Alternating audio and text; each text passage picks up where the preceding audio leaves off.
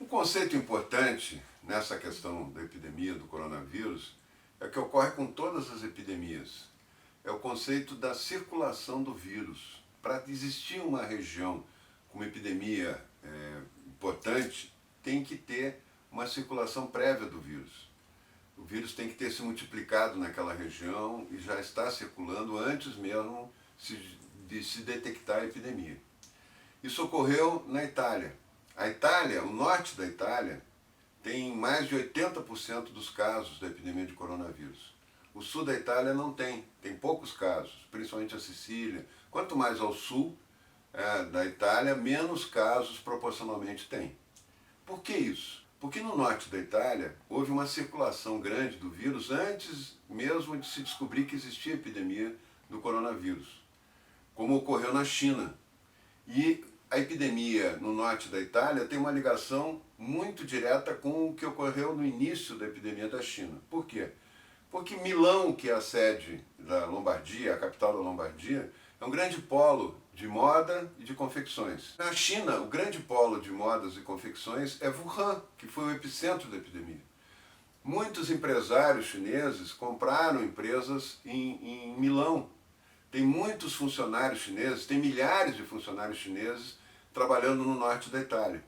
Provavelmente, sem saber que estavam com o vírus, muitos foram e voltaram, muitas vezes, no período em que o vírus estava se desenvolvendo, estava começando o contágio. Então, quando começa a epidemia na China, logo depois, no início do mês seguinte, já tem uma epidemia se instalando no norte da Itália. Então, a circulação prévia do vírus ela é muito importante para ter uma epidemia que tenha muitas vítimas. O que acontece no Brasil hoje? No Brasil, a epidemia entrou por alguns lugares.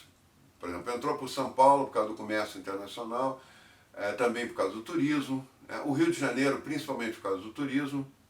Mas tanto São Paulo quanto o Rio, quanto um ou dois estados do Nordeste, ela se potencializou, a epidemia, no Carnaval. Certamente circulou antes do Carnaval, se multiplicou em grandes ajuntamentos, grandes conglomerados humanos, e se expandiu. Assim em São Paulo, assim no Rio de Janeiro, foi assim provavelmente em Pernambuco, que agora está aparecendo com um brote epidêmico importante, foi no Ceará. Por que o Ceará? Por que não outros estados? O Ceará, principalmente Fortaleza, tem voos diretos para Milão 3 vezes por semana, talvez seja das poucas capitais que tenham isso, talvez a única além de São Paulo. Por que Manaus, que é outro centro da epidemia, outro epicentro da epidemia? Porque Manaus tem a Zona Franca. A Zona Franca é um grande complexo industrial que tem investimentos, investidores, comércio com o mundo todo, inclusive muitos chineses, muitos italianos indo com muita frequência lá. A partir daí, quando trazem o vírus numa escala maior, a epidemia é maior. No resto do Brasil, a epidemia tem sido de pequena monta. Mais de 4.800 municípios brasileiros não tem nenhum caso. A epidemia ela não é homogênea, ela é heterogênea, ela fica mais onde o vírus circulou mais. O sul do Brasil, Paraná, Santa Catarina e Rio Grande do Sul, juntos, tem menos casos e tem menos vítimas do que a cidade de Fortaleza sozinha. Fortaleza sozinha tem mais casos do que Paraná, Santa Catarina e Rio Grande do Sul juntos. Isso não significa que a quarentena deu resultado no Sul e não deu resultado no Ceará. Ambos estão com quarentena, ambos no mesmo prazo. O que acontece hoje no Rio Grande do Sul, por exemplo, é que a epidemia, nas regiões onde o vírus circulou, um pouco mais, e foi uma quantidade pequena de vírus, mais de 400 municípios do Rio Grande do Sul não tem nenhum caso testado e confirmado. Até agora, essa foi a circulação do vírus no Rio Grande do Sul. Teve vítimas? Teve. Infelizmente, teve. Para mim, cada vida não tem preço, Foi um número de 27 óbitos.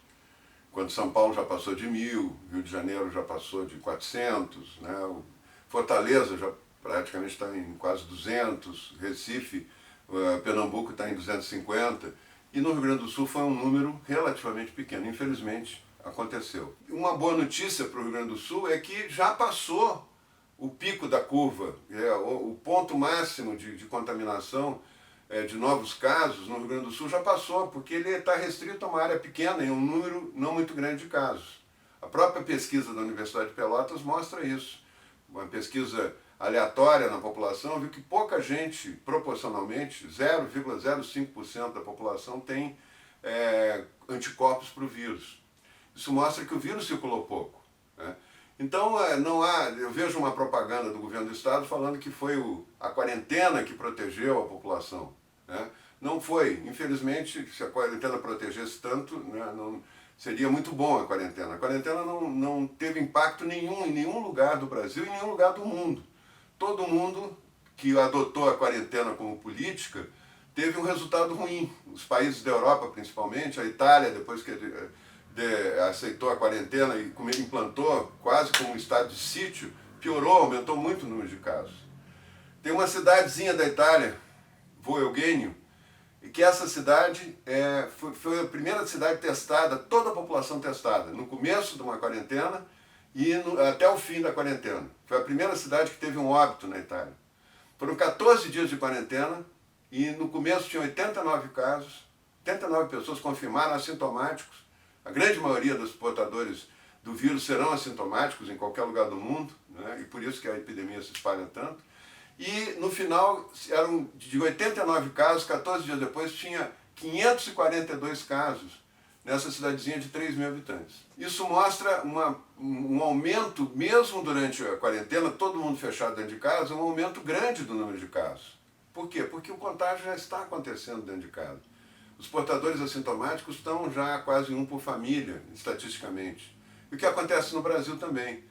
Quando se fecha as pessoas em casa, não diminui o contágio, né? Pode até aumentar. Então é muito importante que as pessoas entendam isso, entendam que tem que ser protegido o grupo de risco, que a epidemia só vai terminar quando 80%, 70%, 80% da população já tiver sido infectada pelo vírus e tiver anticorpos para ele, e 99% das pessoas não vão sentir nada, né, vão sentir muito pouco sintoma, e proteger nesse grupo que não vai ser contaminado, o grupo de risco, os idosos, as pessoas com doenças crônicas e as pessoas com algum tipo de deficiência física, mental, com dificuldade de locomoção. Esse é o grupo de risco que tem que ser protegido. A solução é testar todo mundo, é testar as pessoas que entram em contato com o grupo de risco, né? É testar as pessoas no local de trabalho para botar de quarentena aqueles que dão positivo. Muito mais importante do que fechar, proibir as pessoas de trabalhar, encerrar as pessoas em casa sem nenhum sentido.